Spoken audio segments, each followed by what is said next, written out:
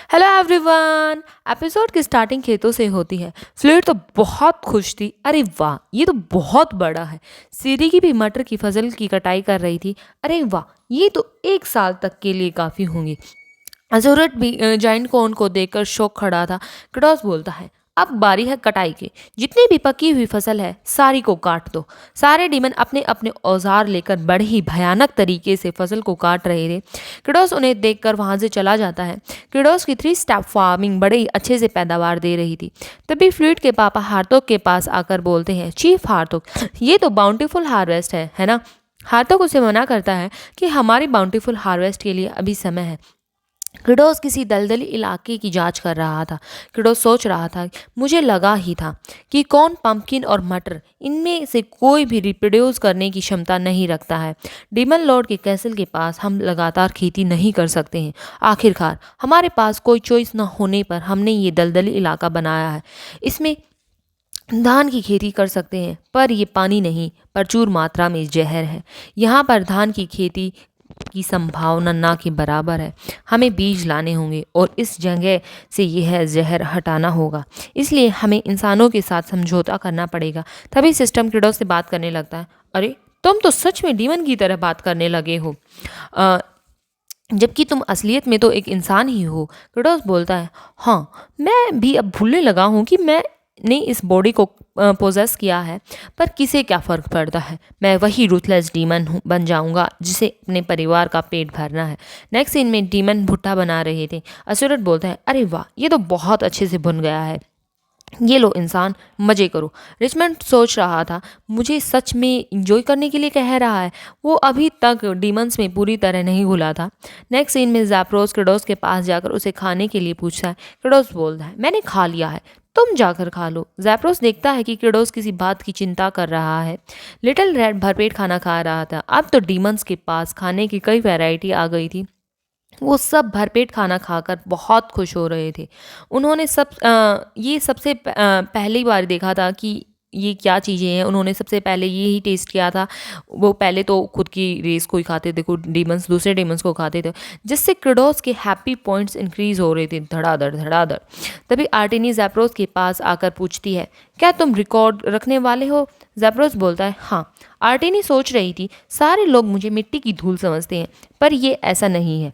आर्टेनी ज़ैप्रोस से क्रेडोस के बारे में पूछते हैं। ज़ैप्रोस तो कोल्ड अंदाज में उससे पूछता है, क्या तुमने एरिया नंबर 7 की कटाई कर दी है? आर्टेनी इतना सुन जल्दी से कटाई कर ज़ैप्रोस के पास आ जाती है। ज़ैप्रोस बोलता है, क्या तुम्हारा काम खत्म हो गया? आर्टेनी ज़ैप्रोस से पूछती है, एक बार मेरी बात तो सुन लो। ज़ैप्रोस बताता है कि तुम क्रेडोस के बारे में पूछ रही थी ना। सारे डीमन चाहते हैं कि क्रेडोस उन्हें उनकी पार्टी में उन्हें ज्वाइन करें, पर क्रेडोस किसी बात के बारे में सोच रहे हैं। वो चाहते हैं कि उन्हें डिस्टर्ब ना किया जाए। आर्टेनी बोलती है, क्रेडोस ऐसा बंदा नहीं है जो रेस्ट या एंजॉय खुद कर सके। नेक्स्ट सीन में क्रेडोस परेशान हो रहा था कि सारा प्लान बना लिया है, फिर भी क्या सब प्लान के अकॉर्डिंग होगा? तभी ज़ैप्रोस वहाँ आकर घबराया हुआ बोलता है। क्रेडोस गुस्से में बोलता है, क्या हुआ? तुमने तो मुझे डरा ही दिया। क्या है, अब बोलो ना।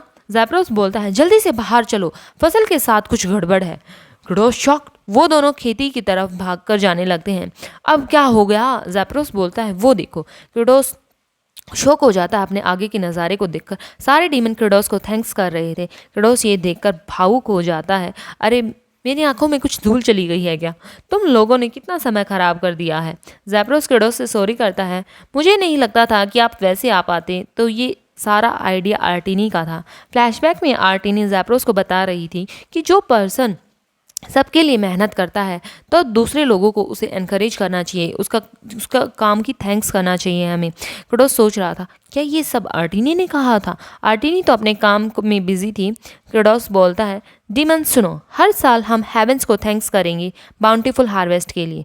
हर इस दिन हम सारा दिन पार्टी करेंगे और हम इस दिन को हम फेस्टिवल की तरह मनाएंगे जिसका नाम होगा चूसयोक। सारे डीमन में उत्साह उमड़ा हुआ था। ज़ैप्रोस पूछा, क्या हम अगले साल भी चूसयोक मनाएंगे? क्रेडोस बोलता है, हाँ बिल्कुल, क्योंकि कल हम ह्यूमंस किंगडम जाएंगे और डिप्लोमेटिक रिलेशंस बनाने के लिए। नेक्स्ट सीन में मीटिंग चल रही थी। क्रेडोस बोलता है, हम इंसानों के साथ संधि करने जाएंगे। क्रोडोस ज़ैप्रोस से बोलता है, क्या अब तुम पूछोगे कि मेरा दिमाग खराब हो गया है? ज़ैप्रोस बोलता है, नहीं बिल्कुल नहीं, मेरी इतनी हिम्मत कहाँ। क्रोडोस बोलता है, नहीं तुम हर बात यही बात मुझसे पूछते हो। ज़ैप्रोस सॉरी बोलता है, मुझे नहीं तो ऐसा कुछ याद नहीं, पर मुझे याद है कि आपने कहा था कि हमें स्टेबल सप्लाई की ज़रूरत होगी इंसानों से। थोडोस बोलता है, हाँ यही तो शांतिपूर्वक रास्ता है। तभी हार्तोग बोलता है, डीमन और ह्यूमंस तो जानी दुश्मन है पुराने समय से ही। मुझे तो ये इम्पॉसिबल लग रहा है। क्रेडोस बताता है कि क्या तुमने कोई ऐसी हिस्ट्री देखी है जो चेंज ना हुई हो। ये जो देश पहले दुश्मन थे अब वो एक दूसरे के साथ समझौता कर प्रॉफिट के लिए करते हैं। इन सब बातों को छोड़ो। असुरट, क्या तुमने आज तक किसी इंसान को मारा है? असुरट कुछ देर सोचता है, नहीं मैंने तो नहीं मारा है। क्रेडोस सिरिगी से भी पूछता है। सिरिगी बोलती है, ये क्वेश्चन तुम मुझसे क्यों पूछ रहे हो, ये तो बहुत शर्मनाक है। हाँ मैंने भी कभी किसी इंसान को नहीं मारा है। तुम हार्तो, क्या तुमने मारा है? हार्तो भी मना कर देता है। बॉल तो खुद ही बताने लगता है, मैंने भी कभी भी किसी इंसान को नहीं मारा है। अगर तुम किसी के साथ बुरा करते हो तो कर्मा तुम्हारे साथ बुरा करता है। क्रोडोस बोलता है, मैंने तुमसे नहीं पूछा है। क्रोडोस बोला, वैसे देखा जाए तो तुम बहुत मजाकिया हो। तुमने कभी किसी से फाइट नहीं है की और यहाँ पर बैठकर डींगे हाँकते हो कि हम 4 ग्रेट हेवनली जनरल्स हैं। वैसे भी सब डीमंस ने जब डीमंस ने ह्यूमंस पर अटैक किया था वो बातें सदियों पुरानी हो चुकी हैं। मुझे लगता है अब हमें पॉजिटिव डायरेक्शन की तरफ चीज़ों को लेकर जाना चाहिए। बॉल बोलता है, पर इंसान हमें देखते ही हम पर अटैक कर देंगे। रोडोस बोलता है, क्या तुम सच में पोसेस्ड वर्ड को नहीं जानते? बॉल बोलता है, क्या वो खाने की चीज़ है? क्रेडोस उसे चुप रहने के लिए बोलता है। तभी ब्रोना क्रेडोस की मीटिंग में एंट्री करता है। अगर तुम्हें संधि करनी है तो मैं तुम्हारी इस मामले में हेल्प कर सकता हूँ। मुझे तुम्हारे साथ जाकर राजा के सामने तुम्हारी बात रखूंगा। मैं राजा को बताऊंगा कि अब डीमंस शांति चाहते हैं तो आप उनके प्रोडक्ट्स बिना लड़ाई के लिए यूज़ कर सकते हो। क्रोडोस तो बहुत खुश हो जाता है, अरे वाह मैं आपका बहुत आभारी हूँ। पर बॉल की बात में दम है कि ह्यूमंस हम पर देखते ही अटैक कर देंगे तो पहले हमें झूठ बोलेंगे कि हम एग्जाइल विलेज के रिप्रेजेंटेटिव हैं और हम ह्यूमंस के साथ संधि करना चाहते हैं। ब्रोना बोलता है, तो ठीक है, पर क्रेडोस बोलता है, हाँ हाँ मैं जानता हूँ कोई भी बिलीव नहीं करेगा कि ये खतरनाक मॉन्स्टर ह्यूमन है, पर हे 4 हेवनली जनरल्स, ट्रांसफॉर्मेशन टाइम। हार्तोग और ज़ैप्रो से ही रहकर काम संभालेंगे। बॉल, सिरिगी और असुरेट मेरे साथ चलेंगे। सिरिगी और असुरेट तो उन कीड़ों को खाने से मना कर रहे थे। बॉल बोलता, अरे ये तो वही टेस्टी खाना है ना। क्रेडोस उन्हें ज़बरदस्ती खाना खिला देता है। हाँ हमें सामान ले जाने और लाने वाले भी तो चाहिए। सिरिगी अल्फा में और असुरेट बर्ड में ट्रांसफॉर्म हो जाता है और बॉल तो फिर से हैंडसम मैन में ट्रांसफॉर्म हो जाता है। क्रेडोस भी ट्रांसफॉर्म होकर उन्हें संधि करने वाली टीम को चलने के लिए बोलता है। तभी आर्टिनी बोलती है, मैं भी जाना चाहती हूँ। क्रेडोस तो डर जाता है, तुमने मुझे डरा दिया, तुम यहाँ कब से खड़ी हो? आर्टिनी बोलती है, मैं तो स्टार्टिंग से ही यहीं खड़ी हूँ। क्रेडोस बोलता है, तो तुम कॉर्नर में चुपचाप क्यों खड़ी थी? आर्टिनी बताती है, जब भी मैं कहीं जाती हूँ तुम्हारे साथी मुझे कुछ ना कुछ कहने लगते हैं। जनरल्स तो वहीं खड़े थे। सिरिगी बोलती है, तुम बड़ी डरावनी लगती हो। बॉल बोलता है, तो तुम किसी को कहने का मौका ही क्यों देती हो? आर्टिनी तो बेचारी रोने लगती है। क्रेडोस आर्टिनी से पूछता है, तो तुम ह्यूमन लैंड पर जाकर क्या काम करना चाहती हो? आर्टिनी बताती है, मैंने एक बार ह्यूमंस पर अटैक किया था। अगर मुझे चांस मिले तो मैं उनसे सिंसियरली माफ़ी मांगना चाहती हूँ। क्रेडोस आर्टिनी के बारे में सोचता है और फिर उसे एलेक्जर देने के लिए मान जाता है। आर्टिनी तो बहुत ज़्यादा खुश हो जाती है। वो आर्टिनी की सील को रिलीज़ कर देता है। क्रेडोस सोच रहा था कि आर्टिनी किस चीज़ में ट्रांसफॉर्म होंगी, क्या बॉल की तरह? आर्टिनी सोच रही थी, इसका टेस्ट तो बहुत बेकार है। तभी आर्टिनी एक बिग कैट में ट्रांसफॉर्म हो जाती है। देखते ही देखते कैट के पंख भी निकल आते हैं। रॉस तो बहुत ज़्यादा खुश हो जाता है, अब तो ट्रांसपोर्ट की कोई दिक्कत ही नहीं है। आर्टिनी उन सब को अपने सिर पर बिठाकर उन्हें ह्यूमन किंगडम की तरफ ले जाने लगती है। क्रोडोस तो आर्टिनी का थैंक्स कर रहा था, अच्छा हुआ तुम हमारे साथ आ गई, अब हम आसानी से ह्यूमन किंगडम पहुंच जाएंगे। आर्टिनी तो शर्माने लगती है, वो बिल्ली की तरह म्याऊं करने लगती है। सिरिगी तो पॉइंट मारने में कहाँ पीछे रहने वाली थी।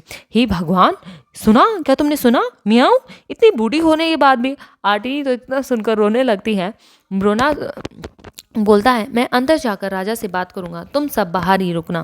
क्रोडोस सोच रहा था कि हम राजा को गिफ्ट ऑफर करने के बाद ट्रेड प्रपोजल उनके सामने रखेंगे। किमची भी अपने डीमन लैंड के सफ़र पर था। वो सोचता है ये क्या था। वो उस चीज़ को इग्नोर कर आगे बढ़ने लगता है। अरे वाह, मैं तो पहुंच ही गया। क्रोडोस की पूरी टीम अपनी डेस्टिनेशन पर पहुंच जाती है। ठीक है, तो अब मैं राजा से मिलने जा रहा हूँ। आर्टिनी क्रोडोस से पूछती है, क्या सब हमारे प्लान के अनुसार होगा? क्रोडोस बोलता है, क्या हमारे पास और कोई चॉइस है? ब्रोना कैसल में पहुंचकर राजा के सामने जाइंट कॉर्न, पटैटो और पीस उसके सामने पेश करता है। राजा पूछता है, क्या वो लोग बाहर ही हैं? ब्रोना बताता है, जी हाँ, उनके साथ रेयर बीस्ट है जो हमारी ज़मीन पर किसी ने नहीं देखे हैं। राजा क्रेडोस से मिलने के लिए मान जाता है। उसकी स्टार्टिंग में हेक्टर किंग से पूछ रहा था, क्या आप सच में उन लोगों से मिलने वाले हो? वो एग्जाइल्ड विलेज से हैं। राजा बोलता है, लॉ के अनुसार राजा को हमेशा रूल ऑफ परफेक्शन को फॉलो करना चाहिए। अबंडेंट लैंड को डेवलप करना भी परफेक्शन ही है। हेक्टर बोलता है, पर उन नीच लोगों की मांगे सुनना। राजा बोलता है, आप क्या सोच रही हैं सर हेक्टर? मैंने कभी नहीं कहा कि मैं उनकी मांगों को पूरा करूंगा। तभी गार्ड्स बताते हैं कि वो लोग आ गए हैं। राजा उन्हें अंदर लाने के लिए बोलता है। क्रेडोस की पूरी टीम महल में आ गई थी। क्रेडोस एंजल स्टैचू को देखकर सोच रहा था कि ये गेम की स्टार्टिंग में अबंडेंट लैंड पर था, पर ये स्टैचू यहाँ से था, पर ये इतनी खराब हालत में वहाँ पहुँचा होगा कैसे? क्या पता, छोड़ो। वो स्टैचू रिएक्ट करने लगता है, डीमंस, मुझे डीमंस की महक आ रही है, पर कहाँ से? राजा के सामने क्रेडोस पहुंच चुका था। राजा बोलता है, मैं राजा मार्निका डॉयर हूँ। भी अपना परिचय बताते हुए बोलता है, मैं किम जेंग चॉल एक्साइल विलेज से हूँ। राजा बोलता है, तो क्या तुमने ही जाइंट वेजिटेबल्स की खोज की है? क्रेडोस बोलता है, जी हाँ, वहाँ की धरती बंजर है, पर मैंने खुद ही जाइंट पटैटो, कॉर्न, बीन्स और पंपकिन उगाए हैं। फिर राजा बोलता है, क्या तुमने खुद उगाए हैं? सच में? डीमंस के साथ मिलकर? हाँ।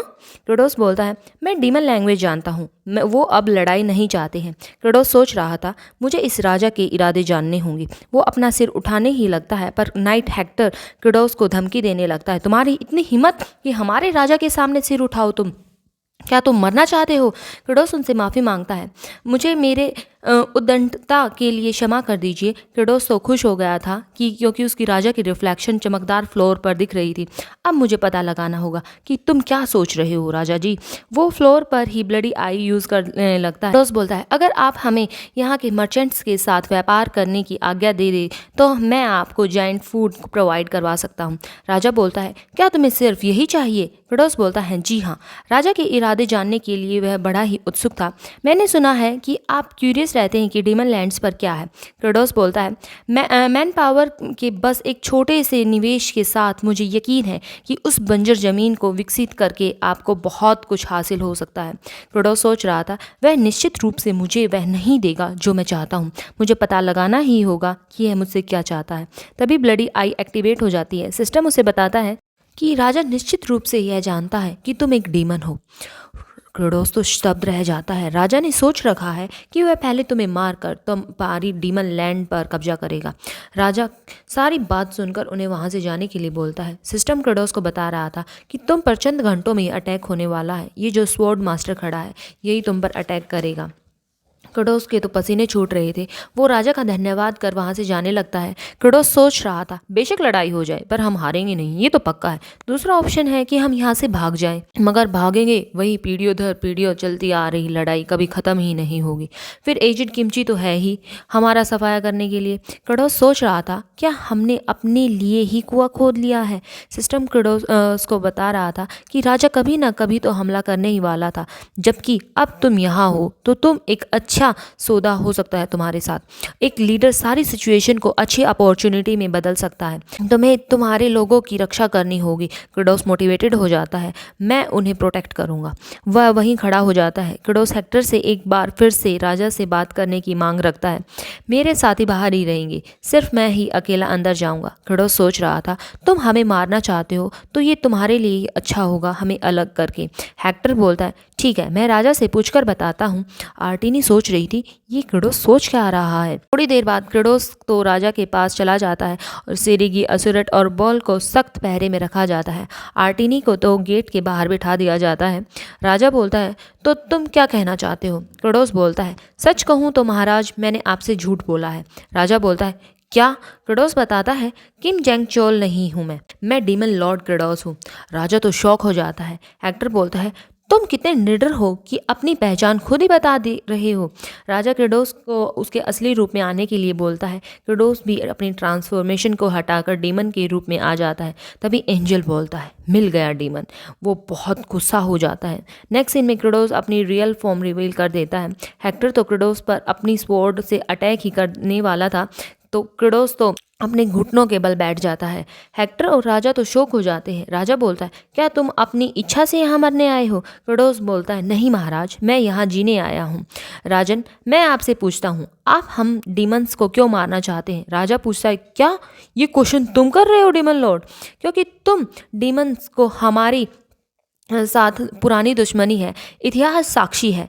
तुम डीमंस ने अनगिनत लोगों को मारा है, उनको खाया है। तुम्हें अपने कर्मों का फल भोगना ही होगा। हेक्टर क्रेडोस पर अटैक ही करने वाला था।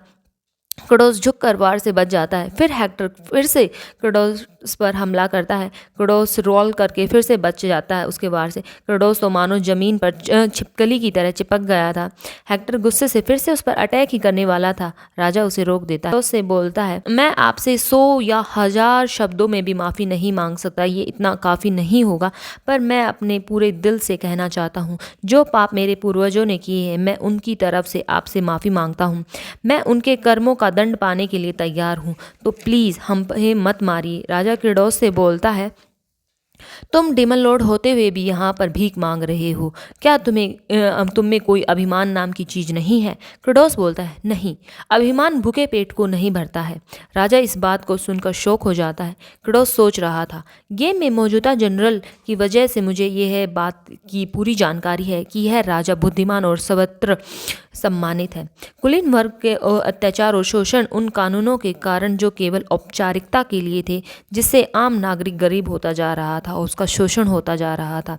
तब पुराने राजा के मरने के बाद डेयर तख्त पर बैठा था। तब इसने रूल ऑफ परफेक्शन सेट किए, जिससे हर तरफ हरियाली ही हरियाली छा गई थी। मैं जानता हूँ कि आप मेरी बात को समझेंगे कि मैं इतना प्रयास क्यों कर रहा हूँ। क्रेडोस बोलता है, मेरे पास सिर्फ अबंडेंट लैंड है जहाँ पर कुछ नहीं उगता था। मुश्किल से मैंने वहाँ उगाया है, पर वहाँ की क्रॉप्स आश्चर्यजनक रूप से जाइंट क्रॉप्स में पैदावार देने लगी थी। उनके बीजों को हम दोबारा नहीं बो सकते। हेक्टर तो उसको तो बहुत ज़्यादा गुस्सा आ रहा था।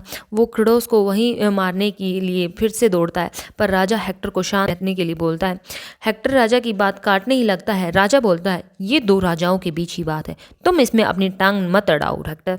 हेक्टर तो शौक खड़ा था। राजा क्रेडोस को खड़े होने के लिए बोलता है, तुम पाना क्या चाहते हो क्रेडोस? क्रेडोस बोलता है, मैं इस राज्य के साथ व्यापार करना चाहता हूँ, जिससे मैं भूखे डीमंस को बचा सकूँ।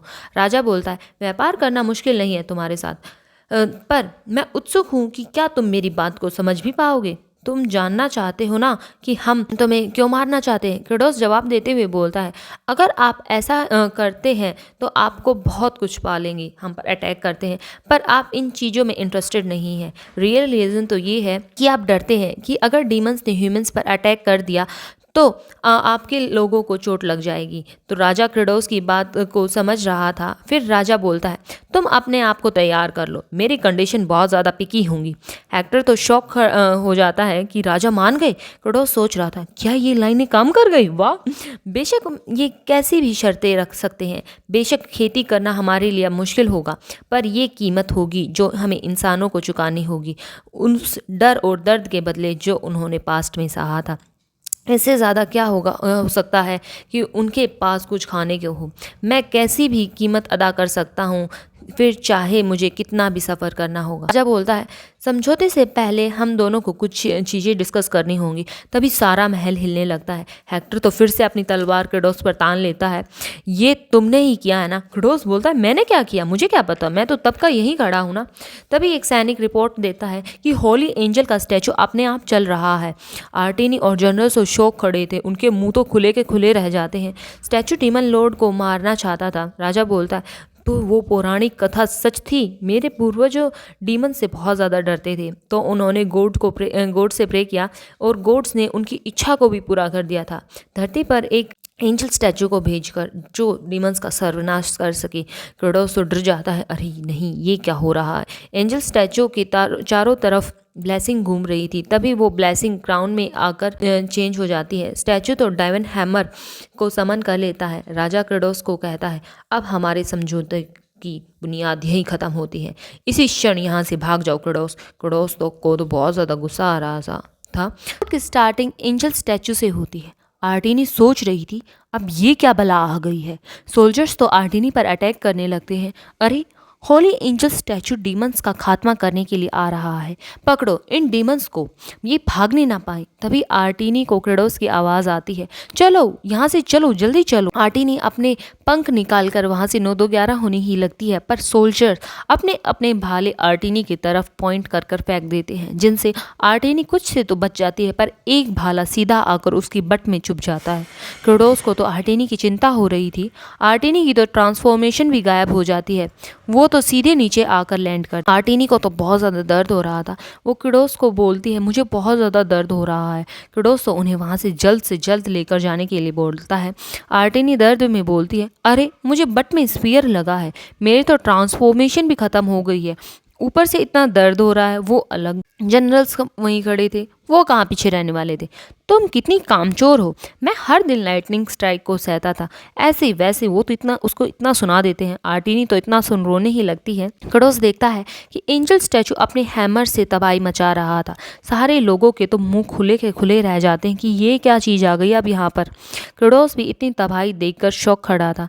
ये क्या कर रहा है, ये क्या इसलिए पागल हो रहा है कि आसपास डीमंस है। क्रेडोस आर्टिनी को बोलता है, अगर हम यहाँ से नहीं निकले तो ये स्टैचू हर एक चीज़ को ख़त्म कर देगा, इसलिए हमें यहाँ से दूर जाना होगा। आर्टिनी वहाँ से लेकर जाने के लिए मान जाती है। राजा अंदर महल से स्टैचू की हरकतें देख रहा था, इसके साथ कुछ ना कुछ तो गड़बड़ है। तभी हेक्टर राजा को बताता है, वो लोग यहाँ से जा रहे हैं, अब होली एंजल स्टैचू उनका पीछा करेगा। आर्टिनी इतने दर्द में भी उन चारों को लेकर उड़ रही थी। क्रेडोस तो स्टैचू को उनके पीछे आने के लिए उकसाता है, पर स्टैचू का रिएक्शन ना पाकर क्रेडोस शॉक रह जाता है। ये हमारा पीछा क्यों नहीं कर रहा है। आर्टिनी बोलती है, लगता है इसमें कुछ टूट गया है, क्योंकि ये इतने लंबे समय तक एक्टिवेट नहीं हुआ था। तभी बताया जाता है कि लोगों की प्रेयर सुनने के बाद गॉड्स ने एक मैसेंजर को भेजा, जो डीमंस से प्रोटेक्ट करेगा लोगों को और उन डीमंस का खात्मा भी करेगा। स्टैचू बोल रहा था, डीमंस, सारे डीमंस इविल होते हैं, हर तरफ शैतानियत फैली हुई है। एक धोखेबाज, एक चोर, एक पब्लिक फंड में घपला करने वाला, शैतानियत हर जगह फैली हुई है। स्टैचू अपनी आंखों से लेज़र शूट करने लगता है, मैं सभी को मार दूंगा। राजा तो डर जाता है, ये क्या कर रहा है। सिरिकी बोलती है, अच्छा तो है कि ये हमारा पीछा नहीं कर रहा है। क्रेडोस सोच रहा था, मुझे नहीं लगा था कि चीज़ें इतनी ख़राब हो जाएंगी। रॉयल पैलेस में जाना क्या हमारी सबसे बड़ी गलती थी। आर्टिनी क्रेडोस से बोलती है कि जो हमारे पूर्वजों ने किया, उनके बाद हम इंसानों को और ज़्यादा नुकसान नहीं पहुंचा सकते। हम अब और कोई कर्ज अपने सिर नहीं ले सकते हैं। क्रेडोस कुछ देर सोचने के बाद बोलता है, तुमने सही कहा, अगर हम चीज़ों को ऐसे ही छोड़ देते हैं तो अंत में हमारी ही जिम्मेदारी बन जाएगी, फिर कभी भी हम संबंध स्थापित नहीं कर पाएंगे और बीजों को ढूंढना तो और भी ज़्यादा मुश्किल हो जाएगा। इसके अलावा एक शानदार चाल हमेशा एक बड़ी गलती के बाद आती है। जनरल्स, चलो वापस चलते हैं और उस चीज़ के टुकड़े टुकड़े कर देते हैं। इतना सुन आर्टिनी फिर से उन्हें महल की तरफ ले जाने लगती है। एंजल स्टैचू महल पर हमला ही कर देता है। नाइट तो अपने राजा को बचाने लगता है। इतने में ही आर्टिनी वहाँ आकर अपने टेंटिकल से एंजल के हैमर को रोकने की कोशिश करती है, पर बेचारी को बहुत ज़्यादा दर्द हो रहा था।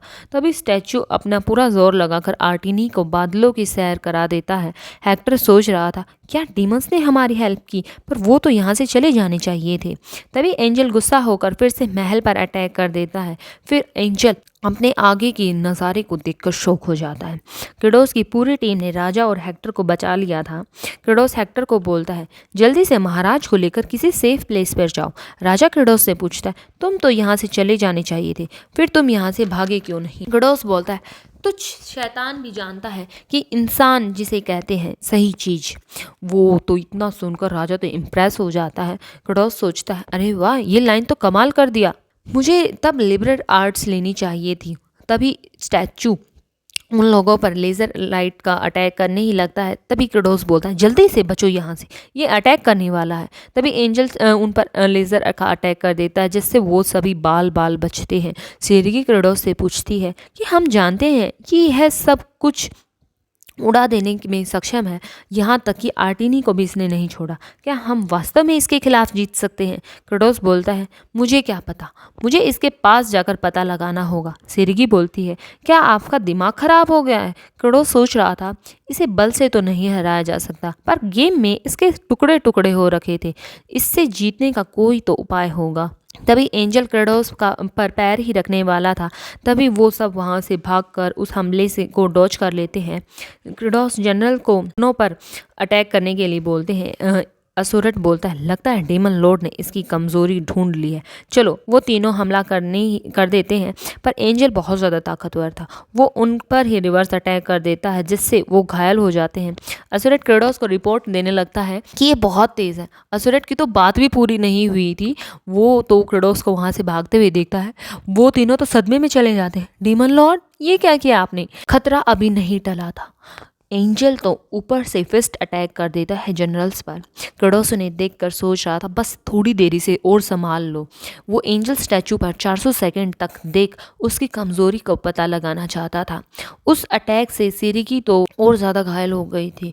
एंजल रहम न दिखाते हुए सेरेगी पर अटैक कर देता है जिससे असुरट तो डर जाता है, पर ठीक समय पर आर्टिनी सेरेगी को बचा लेती है। सेरेगी रोते हुए पूछती है आर्टिनी मैं तो तुम्हें हमेशा परेशान करती हूँ, फिर भी आर्टिनी बोलती है तुम मेरी एक टीम हो और ऑफ कोर्स मैं तुम्हें बचाऊंगी। सेरेगी तो रोने लगती है, वो तो आर्टिनी से इम्प्रेस हो गई थी।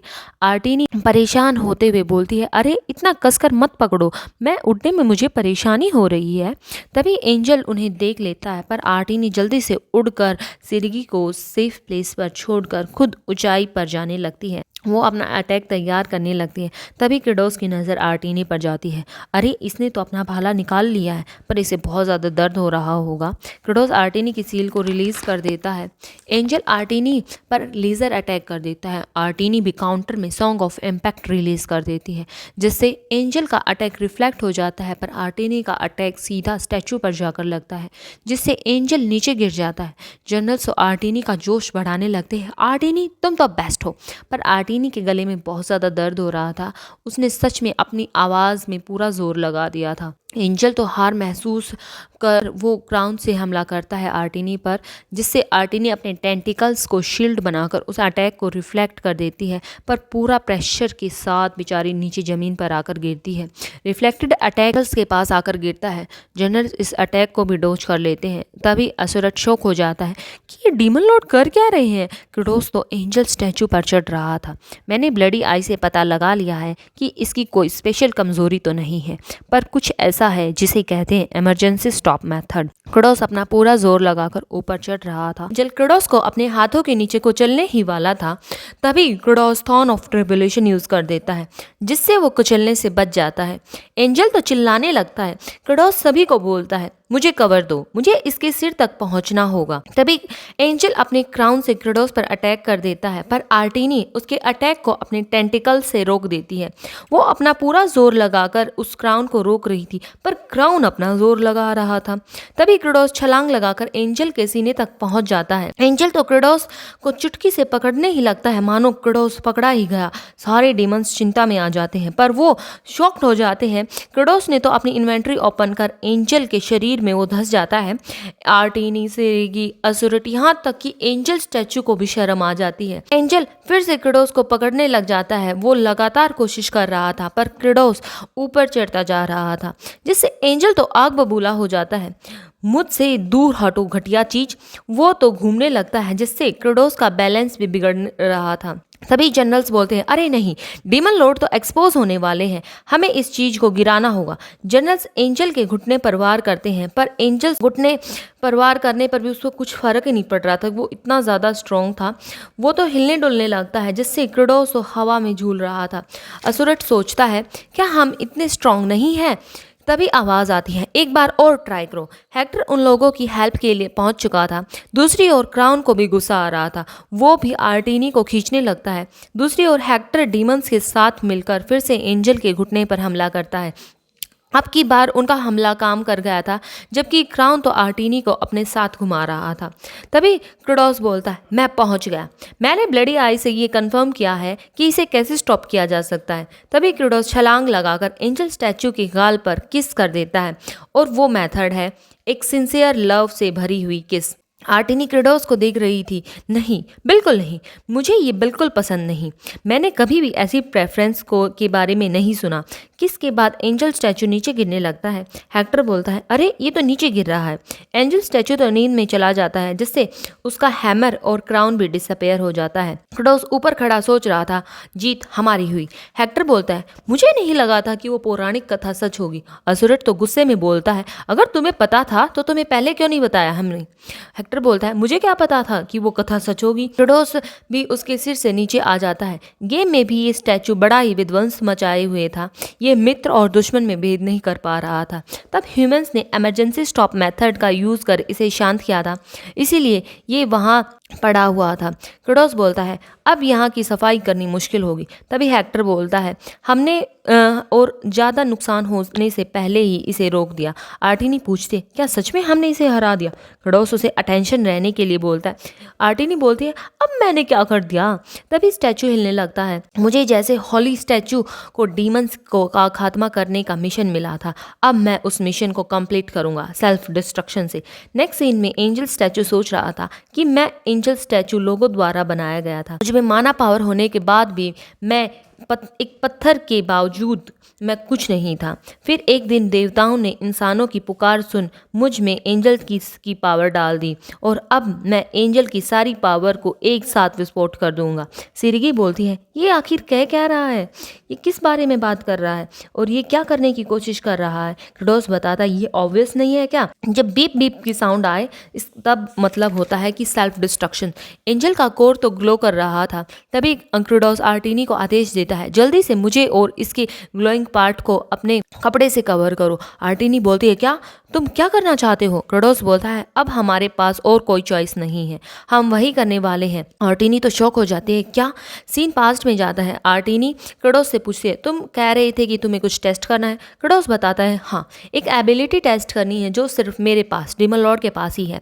आर्टिनी बोलती है, तो तुम मुझसे ही क्यों मदद मांग रहे हो। क्रेडोस बोलता है, और सभी बिजी हैं। आर्टिनी बोलती है, मैं भी बिजी हूँ। क्रेडोस उसे स्टार्ट करने के लिए बोलता है। क्रेडोस सोच रहा था, ये मेरी एक स्किल एक्टिवेट हुई थी जब मैंने आर्टिनी के रैम्पेज के टाइम उसकी मदद की थी। इसका नाम है एक्सेप्ट इट ऑल। सिस्टम ने बताया था कि अगर मैं अपने सारे न्यूट्रिएंट पॉइंट्स को एचपी में डालता हूँ तो ये अपने आप एक्टिवेट हो जाएगा। एक स्किल जो बाहर के अटैक्स को रोक लेती है और मेरे माना और एचपी को भी रिस्टोर करती है।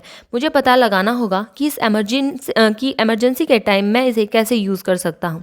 वो सारे स्टेमिना को एचपी में डाल देता है, जिससे स्किल एक्टिवेट हो जाती है। क्रेडोस आर्टिनी को उसको मारने के लिए बोलता है। आर्टिनी बोलती है, क्या। क्रेडोस बोलता है, जल्दी करो, क्या तुम्हें अपना खाना नहीं चाहिए क्या।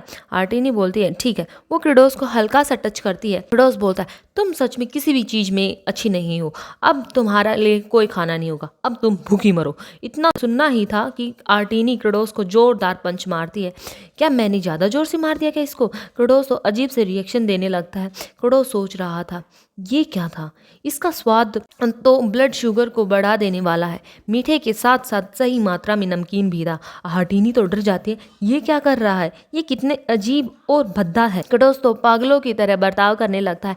और जोर से मारो, बस थोड़ा और जोर से मारो, मुझे मारो। आर्टिनी बोलती है, नहीं क्रेडोस, तुम अजीब तरीके से बिहेव कर रहे हो। क्रेडोस बोलता है, नहीं, मुझे और चाहिए। आर्टिनी बोलती है, मुझसे दूर रहो पागल कहीं के। वो क्रेडोस पर अपने टेंटिकल से हमला करती है। क्रेडोस तो अपना टेस्ट लेने में लगा था। ये तो फ्रेंच टोस्ट पर चॉकलेट और स्ट्रॉबेरीज का जैसे टेस्ट आ रहा है।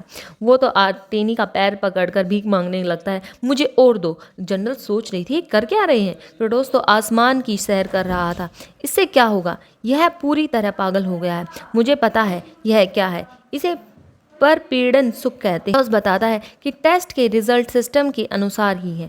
ये स्किल सारी पावरफुल अटैक्स को एब्जॉर्ब कर लेती है। पर तभी आर्टिनी गुस्से में आकर क्रेडोस को पंच कर देती है। क्रेडोस नाक में से भी खून निकलने लगता है। क्रेडोस बताता है यदि इस एक टेक्निक को एक निश्चित सीमा से अधिक विनाशकारी शक्ति से प्रहार किया जाए तो इसका स्वाद मीठा लगना बंद हो जाता है और सीमा डीमन लॉर्ड की शक्तियों के आधार पर बढ़ती है। सीन प्रेजेंट में आता है। क्रेडोस कोर के पास भाग कर जाता है तो अपने सभी स्टैट्स की ग्रोथ को इंक्रीज कर लेता है। तुम सब की खुशी अब डीमन लॉर्ड की स्ट्रेंथ बनेगी। क्रेडोस कूद कर कोर के पर चिपक जाता है। ऊपर से आर्टिनी कोर को अपने कपड़े से कवर कर देती है। तभी वो कोर फटने ही लगता है। पहले जो स्वाद मीठा आ रहा था फिर वो पावर इंक्रीज होने लगती है जिससे सारा मीठे का स्वाद गायब हो जाता है। कोर के फटने का इफेक्ट कवर करने के बाद भी देखा जा रहा था। जनरल्स और हेक्टर तो अपने सामने के नज़ारे को देखकर शौक खड़े थे। फटने के बाद कपड़े में से धुआं निकलने लगता है। आर्टेनी अपने कपड़े को हटाती है। वो तो क्रेडोस नीचे गिरने लगता है। सिरिकी और आर्टेनी क्रेडोस को पकड़ने जाती हैं।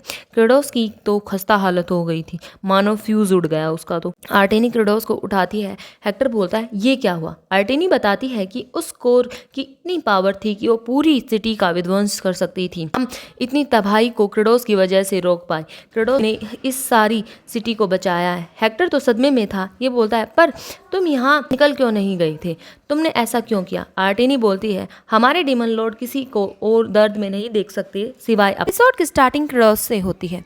उसे अभी तक होश नहीं आया था। राजा बोलते हैं आज 5वीं रात है, क्या डीमन किंग सच में ठीक है। आर्टेनी बताती है ये सांस तो ले रहा है, फिर भी डीमंस इंसानों के मुकाबले जल्दी रिकवर हो जाते हैं, पर क्रेडोस की रिकवरी तो स्लो है। राजा बोलता है आज मुझे रिपोर्ट मिली है, बहुत सारे लोग जख्मी तो हैं पर किसी की भी मौत नहीं हुई है। तुम्हारा धन्यवाद कि तुमने एंजल स्टैचू का सामना किया जिससे सब लोग वहां से सेफ्टी से निकल पाए।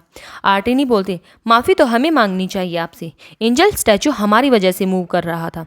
राजा बोलता है परंतु ये तो सच है कि आप लोगों ने हमारी मदद की है। मैं किसी को भी ब्लेम नहीं करना चाहता कि किसकी वजह से ये हुआ है। आर्टेनी बोलती है क्या तुम जानते हो कि मैं कौन हूँ। राजा बोलता है और क्या, तुम विच ऑफ मेलोडी आर्टेनी हो, एक खतरनाक डीमन जिसने किंगडम को पूरी तरह से डरा रखा था, जिसके खौफ में पूरा किंगडम डरा रहता था। हाँ, उस डीमन रेस के पूर्व डीमन लॉर्ड। अगर हमने आपको सिर्फ दयालुता के कारण नहीं बचाया हो तो क्या होगा। आप हम पर शक क्यों नहीं करते। हो सकता है कि हम आपको धोखा दे रहे हों। राजा बोलता है जो व्यक्ति धोखा देता है वह इस तरह से न बोलेगा और न ही दिखेगा। आर्टेनी इतना सुन उठकर राजा के सामने घुटनों पर बैठ जाती है। उस समय मुझे बहुत भूख लगी थी, मुझे समझ नहीं आ रहा था कि मैं क्या करूं। आपके क्षेत्र में घुसपैठ करने के लिए मुझे खेद है। राजा बोलता है जिस ईश्वर की हम सेवा करते हैं उसके सिद्धांत में पूर्णता का नियम नामक एक अवधारणा है। आपके कदम जिस भी भूमि पर पड़े वह परिपूर्ण समृद्धि से भर जाए। एक ऐसा आदर्श राजा बनाओ जहाँ कोई भूखा ना रहे। यही आदर्श दुनिया है। पौराणिक कथाओं में वर्णित भविष्यवाणी के अनुसार इसमें कहा गया था कि 10 का संत प्रकट होगा और उस इच्छा को पूरा करेगा, लेकिन हम हमेशा इंतजार नहीं कर सकते। मैं आपकी भूमि को उपजाऊ बनाने के लिए मदद करूंगा। आर्टेनी तो खुश हो जाती है। क्रेडोस और किम जैंगचोल किसी अजीब सी डायमेंशन में पहुंच गए थे। क्रेडोस बोलता है मैं अपनी इच्छा के एक कदम और करीब आ गया हूँ। क्रेडोस उसका धन्यवाद करता है। जैंगचोल तो क्रेडोस को देखकर शौक हो जाता है। क्रेडोस बोलता है हाँ डीमन लॉर्ड क्रेडोस, मैंने अपना शरीर तुम्हें सौंप दिया है और मैं इस अज्ञात स्थान में सो रहा हूँ। किम जैंगचोल बोलता है क्या तुम ही मुझे इस दुनिया में लाए हो। क्रेडोस उसे मना करता है मेरे पास इतनी पावर नहीं कि मैं डायमेंशन को क्रॉस कर पाऊँ। मैंने तो सिर्फ एक इच्छा की थी, कोई ऐसा जो ईश्वर से भी परे हो। शायद मैंने आपको यहाँ मंजूरी देने के लिए ही बुलाया है, मुझे इससे ज्यादा कुछ नहीं पता। किम बोलता है क्या तुम्हारा उद्देश्य दुनिया को जीतना और इंसानों को खाना नहीं था। क्रेडोस बोलता है मुझे अनगिनत बार वही सपना आया था, भूख से पागल हो जाने और अपने परिवार और अपने सगी संबंधियों को खाने को का के भयानक डर से मैं सहम गया था। उससे बचने के लिए मैंने मनुष्यों की भूमि पर आक्रमण कर दिया और अंत में एक प्राचीन योद्धा के हाथों में मारा गया। एक डीमन होने के बाद भी मैंने प्रे की और पूछा अब मैं क्या करूं कि मैं भूख और इस शापित भूमि से कैसे बच सकता हूँ और इस विशाल संसार में अन्य जीवों के साथ मिलकर रहें। प्लीज मुझे बचा लो। और फिर नतीजा कुछ ऐसा निकला। किम बोलता है तुम तो काफी शांत हो कि मैंने तुम्हारी बॉडी को पोजेस कर रखा है। तुम जीना चाहते थे है ना, अब ये क्या मूलतः मरने के समान। क्रेडोस बोलता है हाँ क्या इससे कुछ फर्क पड़ता है। किम तुम मेरी बॉडी से मेरी इच्छा को पूरा कर रहे हो। अंत तक मैं तुम पर भरोसा कर रहा हूँ। तभी सिस्टम बताता है, आपने स्वर्ग के दोषपूर्ण उत्पाद से कई जिंदगियां बचाई हैं। तभी क्रेडोस को भी होश आ जाता है। सिस्टम रिवार्ड में माना सीड को इवोल्व कर देता है। अब करंट माना स्पीड स्प्राउट है, वो स्प्राउट हो जाता है सीड। अब तुम्हारे स्टैट्स 2.4x से ज़्यादा इंक्रीज हो जाएंगे और तुम क्रेडोस की 100% पावर को यूज़ कर सकते हो। क्रेडोस बोलता है, नहीं, मुझे ये नहीं चाहिए। सिस्टम उसे मना करने का कारण पूछता है। क्रेडोस बताता है, मैं शांतिपूर्वक खेती करना चाहता हूँ। चलो छोड़ो, मैं क्रेडोस से दूसरी दुनिया में मिला था। वो सिस्टम को सारी बात बताता है। क्रेडोस सिस्टम से पूछता है, तुम कौन हो? सिस्टम बताता है, मैं तो सिर्फ एक मैसेज विंडो हूँ, मुझे और कुछ नहीं पता। तभी आर्टेनी क्रेडोस को पुकारती है, तुम आखिरकार जग ही गई क्रेडोस। क्रेडोस पूछता है, क्या तुम सब मेरा इंतजार कर रहे थे? पर सारे अपने अपने बहाने बनाने लगते हैं। नेक्स्ट सीन में हेक्टर राजा को बताता है कि डीमन लॉर्ड को होश आ गया है। राजा बोलता है, आज तो 10वां दिन है। हाँ, एग्जैक्टली 10th डे कि 10वें दिन पुनर्जीवित होने वाला 10 का संत पूर्णतः के नियम के मार्ग को प्रशस्त करेगा। बिल्कुल नहीं, क्या ये वही हो सकता है? नेक्स्ट सीन में एक मैसेंजर डीमन हार्थोग को रिपोर्ट देता है कि कोई बेहद खतरनाक दिखने वाला व्यक्ति यहाँ आ रहा है। हार्थोग बोलता है, वो इंसान है ना, तो वो इतना खतरनाक कैसे हो सकता है? डीमन बोलता है, वही किसी आम पागल व्यक्ति जैसा नहीं दिख रहा है। किमची डीमन लैंड पहुंच चुका था। हार्थोग किमची को देखकर बोलता है, युद्ध की तैयारी करो। नेक्स्ट सीन में राजा बोलता है, तुम डीमंस ने शहर को बचाया है, तो मैं चाहता हूँ कि नागरिक इस बात को जाने और ग्रेटफुल महसूस करें। ये घटना अचानक देर रात घटी थी, इसलिए नागरिकों को यह नहीं पता कि उनकी मदद किसने की। क्रेडोस बोलता है, मुझे क्षमा करें महाराज, मुझे नहीं लगता कि यह विचार सही है। राजा कारण पूछता है। क्रेडोस बोलता है, मुझे नहीं लगता कि इस दुनिया में कोई भी इंसान राक्षसों को इतनी आसानी को स्वीकार कर लेगा। वे शायद इसकी सच्चाई पर संदेह करें और भय से कांपने लगेंगे, कुछ तो गुस्सा भी हो जाएंगे। राजा बोलता है, तो आप क्या कह रहे हैं कि हमें इसे गुप्त रखना चाहिए, क्या तब भी जब आपकी योग्यता दबी हुई हो? क्रेडोस बोलता है, हमने ये सब नाम कमाने के लिए नहीं किया था। केवल बहुत कम संख्या में खुले विचारों वाले लोग ही हमें स्वीकार कर सकते हैं, जैसे कि आप महाराज। राजा तो इतना सुन इम्प्रेस हो जाता है। क्रेडोस सोच रहा था, यह सफल रहा। ग्रेजुएट स्टूडेंट की स्किल जो अपने प्रोफेसर को मस्का लगाते हैं। क्रेडोस बोलता है, हम केवल राजनीतिक संबंध स्थापित करने के लिए ही आभारी होंगे। राजा बोलता है, मैं डॉयर किंग, कामिलान का राजा, जो हमेशा आपके कर्ज को चुकाता रहेगा, मेरे सिद्धांतों को कायम रखने में मेरी मदद करें। क्रेडोस तो खुश हो जाता है। अब है टाइम टू हार्वेस्ट। क्रेडोस सोच रहा था, वरना मैं किसी महान नायक की तरह ऐसे राक्षस से क्यों लड़ूंगा? मैं इसी पल के लिए तो ही बीज बो रहा था। क्रेडोस बोलता, अगर मैं सब कुछ अस्वीकार कर दूं तो महाराज आपके हृदय पर इसका बोझ पड़ेगा। राजा बोलता है, जी हाँ, इसीलिए आप कुछ भी मांग सकते हैं। क्रेडोस बोलता है, तो कृपया कर मुझे राज्य का खजाना, कामिलान की पवित्र तलवार प्रदान करें। कामिलान की पवित्र तलवार खेल में मिलने वाली एक उपयोगी उपकरण थी, एक ऐसा उत्पाद जो टिक्स से स्थिग्रत क्षेत्रों में लगातार स्वस्थ बहाल करता है। विशेष रूप से इसका विशेष क्षमता जहर सभी प्रकार के दुष्प्रभावों को दूर करती है। सबसे इम्पोर्टेंट बात तो यह है कि ये तलवार म्यान के साथ इसकी डिटॉक्सिंग पावर अविश्वसनीय है। इसका इस्तेमाल सड़ते हुए दलदल को शुद्ध करने के लिए करूंगा, क्योंकि मुझे तलवार का स्थान पता है। मुझे बस म्यान को प्राप्त करना होगा। राजा बोलता है, अगर आपको तलवार के बारे में पता है तो आपको यह भी पता होगा कि वह चोरी हो चुकी है। क्रेडोस बोलता है, हाँ बिल्कुल, मगर आप म्यान तो दे दीजिए। राजा बोलता है, पर हमारे पूर्वजों ने म्यान की रक्षा करने के लिए बोला था। राजा क्रेडोस की फेस की तरफ देखता है। क्रेडोस तो मुंह बनाने लगता है। मैंने बिना सोचे समझे एक अत्यधिक अनुरोध कर दिया। मुझे जैसे अज्ञानी व्यक्ति को तो कुछ भी नहीं पता। राजा तो क्रेडोस को समझाने लगता है, पर क्रेडोस की तो एक्टिंग का तो कहना ही क्या। आपने कहा था कि मैं कुछ भी मांग सकता हूँ, इसीलिए मैंने सब कुछ झट से बोल दिया। मेरा ये मुंह, घिनौना शैतानी मुंह, इतनी एक्टिंग देख राजा तो तलवार देने के लिए मजबूर हो जाता है। इसका अच्छे से ख्याल रखना। क्रेडोस का तो काम बन गया था। राजा क्रेडोस को म्यान दे देता है। इससे मैं दलदल को प्यूरिफाई कर उसमें धान लगाऊंगा। मैं चावल को बहुत ज्यादा मिस कर रहा हूँ। नेक्स्ट सीन में क्रेडोस अपने साथियों से बोल रहा था कि हम कल वापस वापस जा रहे हैं बीजो और 200 इंजीनियर्स के साथ। आर्टिनी बोलती है, अगर हम इतने बड़े समूह में चलेंगे तो क्या इंसानों को नहीं पता चलेगा? ऐसे बहुत लोग हैं जो डीमंस के साथ संबंध रखना पसंद नहीं करते हैं। असुरट बोलता है, नेगेटिव क्यों हो, हमें सिर्फ अपनी शक्ल छुपानी है।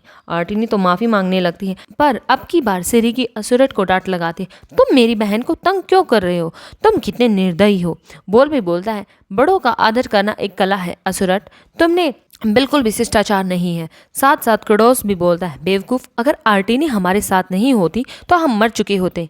देखा, थोड़ा सा अपमान होते ही तुम कितने रूठ गए हो। बोल भी असुरट को प्रेजेंट में जीने के लिए बोल रहा था। सबकी इतनी बातें सुन असुरट तो आर्टिनी से माफी मांगने लगता है। आर्टिनी तो इमोशनल हो जाती है। क्रोडोस बोलता है, आर्टिनी की बात में दम तो है। तभी पूरी धरती हिलने लगती है, आवाज आने लगती है, भागो, होली स्टैचू फिर से मूव करने लगा है। क्रोडोस तो उन्हें फाइट करने के लिए तैयार होने के लिए बोलता है। क्रोडोस बोलता है, अब की बार हम इसे धूल में मिला देंगे। सारे जनरल्स तो तैयार खड़े थे। तभी क्रोडोस खिड़की खोलकर देखता है, वो तो शौक हो जाता है। एंजल स्टैचू तो अपने घुटनों पर बैठा था। स्टैचू बोलता है, मैं वाइटी, जिसे एक देवदूत की शक्ति से जीवन मिला है, हेवनली प्रोडक्ट में खराबी की वजह के कारण हुई घटना के लिए हम तहे दिल से माफी मांगते हैं। सिरिकी तो गुस्सा होने लगते हैं, अगर माफी मांगनी है तो अच्छे तरीके से मांगो, ऐसे कोई माफी मांगता है क्या? क्या मैंने कुछ गलत कहा? हेवन इस घटना की गंभीरता को भली भांति समझता है, तो हम इस भारी नुकसान की भरपाई करना चाहते हैं, और विशेष रूप से क्रोडोस से, जिसने मुझे रोक कर कई जिंदगियां बचाई है। मैं इसी क्षण से, मैं वाइटी डीमन लॉर्ड का एक सेवक बनना चाहता हूँ। कृपया कर मुझे अपने काम के लिए यूज करें। मेरा एंजल कोर नष्ट हो चुका है, इसीलिए मैं महान शक्तियों का उपयोग नहीं कर सकता हूँ, लेकिन मुझे विश्वास है फिर भी मददगार साबित होगा। अब से हेवन धरती के मामलों में हस्तक्षेप नहीं करेगा, वो लॉयल रहने का वादा करता है। राजा सोच रहा था कि सबको दिन दहाड़े पता चल गया है, क्या नागरिक इस बात को आभारी होंगे कि क्रोडोस ने उन्हें बचाया है? नागरिक तो सोच रहे थे, क्या डीमन लॉर्ड हमारी सिटी में? अब तो ये एंजल स्टैचू भी डीमन लॉर्ड के साथ है। क्रोडोस बोलता है, ठीक है। वो उसे आदेश देता है, जो तुमने गड़बड़ की है उसे साफ करो। लोग तो शौक खड़े थे। फिर स्टैचू वहां की सफाई करने लगता है। लोग बोल रहे थे, क्या डीमन लॉर्ड इविल नहीं है? तो एली भी सोच रहा था, उस दिन वो डीमन जो मैंने देखा था तो वो आप थे, सर किम जेंग चौ। स्टार्टिंग में वाइटी जाने के लिए तैयार था, सारे आम नागरिक उनको चीयर कर रहे थे। क्रोडोस बोलता है, ये तो बहुत ज्यादा एम्बैरेसिंग है। आर्टिनी पूछती है, क्या सच में? क्रोडोस बोलता है, और क्या, मैं वफादारी के कारण इंसानों के लिए क्यों लड़ूंगा? ये सब राजा की कृपा पाने के लिए किया था मैंने। आर्टिनी बोलती है, क्या ये कोई बहाना नहीं है? तभी राजा ऐलान करता है कि हमारा कामिलान साम्राज्य उन राक्षसों के साथ जिन्होंने राजधानी के एक बड़े खतरे को से बचाया है, हम आधिकारिक तौर पर राजनयिक संबंध की स्थापना की घोषणा करते हैं। पहले कदम के रूप में डीमन लैंड पर हम इंजीनियर्स को भेजेंगे।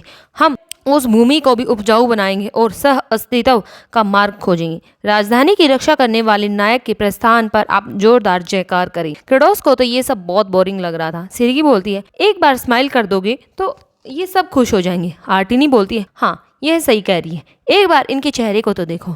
बहुत से लोग अधिक रूप से आभारी हैं। उन्हें इस बात से बहुत राहत महसूस हो रही है कि राक्षसों के साथ तनाव कम हो रहा है। अगर तुम यहाँ जवाब दोगे तो ये तुम्हें और अधिक लाभ, अगर तुम यहाँ जवाब दोगे क्या तुम्हें और ज्यादा अधिक लाभ नहीं मिलेगा? क्रोडोस सोचता है, खैर ऐसा तो नहीं है कि ये मेरे खाने पीने की चीजों में कमी होगी। वो उनकी तरफ स्माइल पास करता है, पर उसकी स्माइल इतनी डरावनी कि लोग एक बार तो शौक खड़े थे। फिर होश में आने के बाद सब डर जाते हैं, बच्चे तो रोने भी लगते हैं। क्रोडोस तो ये सब देखकर आर्टिनी से बोलता है, तुम अब बताओ क्या करोगी? तुम्हारे मैं सारी पॉइंट्स को खत्म करता हूँ, अब बोलो। अब तो सिरगी कंप्लीटली आर्टिनी की तरफ है। वो आर्टिनी को डिफेंड करने लगती है। बोल भी सिरगी का ही साथ देता है। तभी क्राउड से आवाज आती है, डीमन लॉर्ड क्रोडोस, तुम बेस्ट हो। क्रोडोस देखता है कि ये तो एलिबी है। तभी एलिबी सबको बताने लगता है कि ये वही डीमन है जिन्होंने मुझे डापरचिया में बचाया था।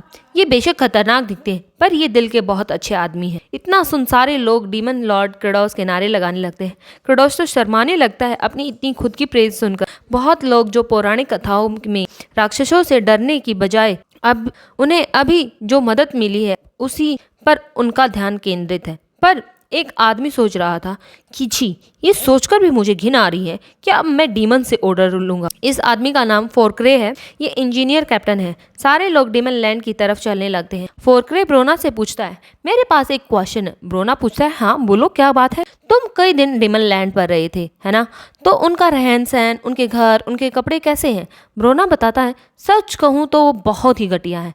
उनके अधिकतर कपड़े फटे पुराने हैं। चूंकि पानी की कमी है इसीलिए वो ढंग से धो भी नहीं पाते। घर महज लकड़ी के तख्तों या तंबुओं से बने हुए हैं। उनके पास खाना पकाने तक का साधन नहीं है। फोर्क्रे सोच रहा था, ये तो बिल्कुल गंवार है। तभी क्रेडोस उन्हें रेस्ट करने के लिए बोलता है। तभी फोर्क्रे के दिमाग में एक शैतानी प्लान आता है। सारे लोग अपने अपने ग्रुप के लिए खाना बनाने लगते हैं। फोर्क्रे खाने को टेस्ट करता है, ये बिल्कुल परफेक्ट है।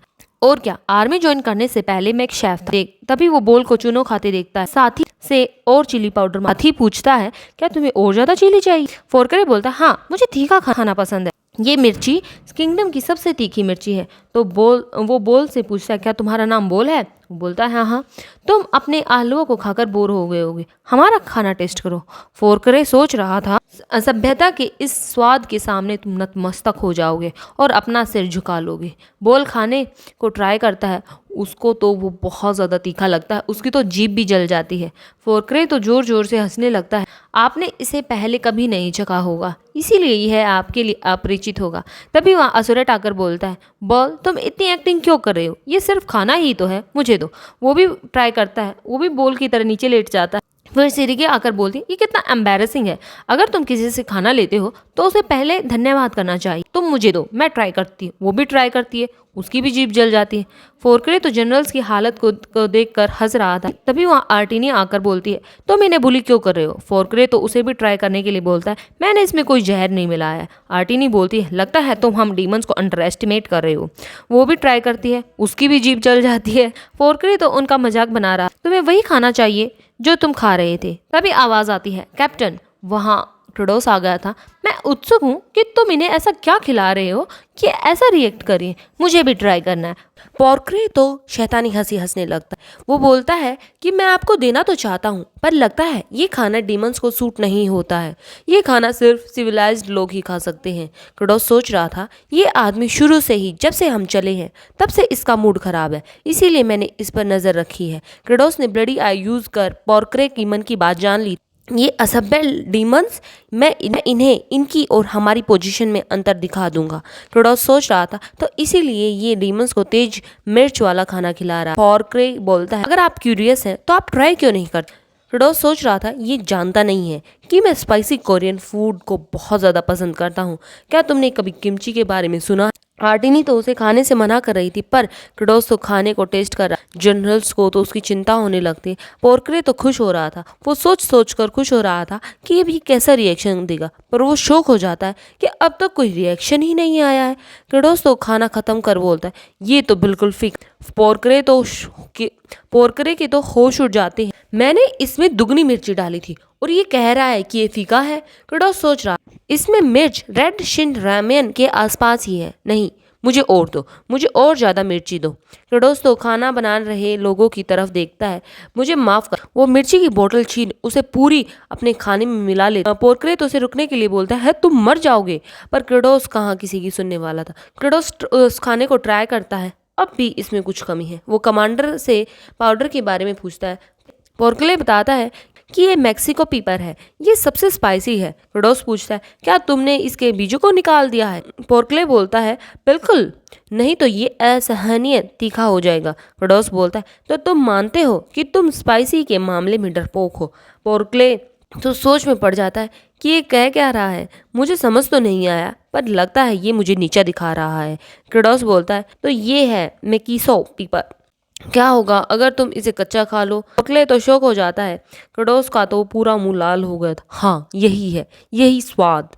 सोल्जर्स तो बोलने लगते हैं, ये तो इम्पॉसिबल है।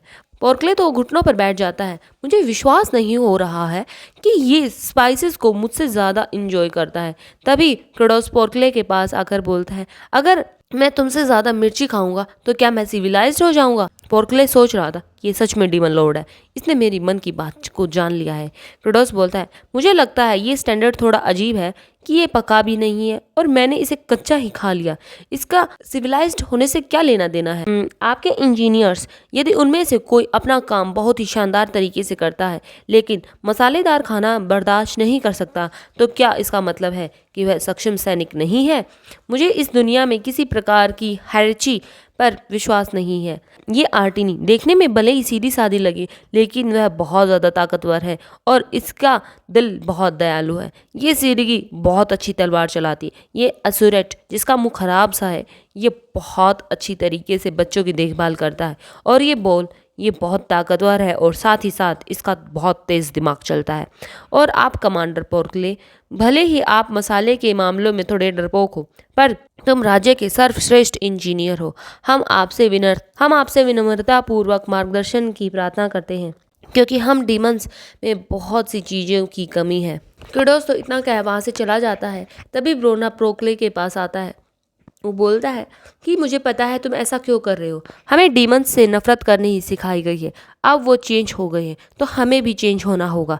चलो पास्ट को भूलकर दोबारा हिस्ट्री लिखें। फिर पोर्कले बोलता है शायद मुझे उन्हें ऐसे व्यंजन बनाना सिखाना चाहिए जो उनके स्वाद के अनुरूप हो। क्रेडोस उन्हें चलने के लिए बोलता है। हम कई हाथों से सफ़र कर आखिरकार हम अपने घर पहुंच गए हैं। वो आगे किमची को खेतों में खड़ा देख वो तो शौक हो जाती। अरे तुम यहाँ क्या कर रहे हो?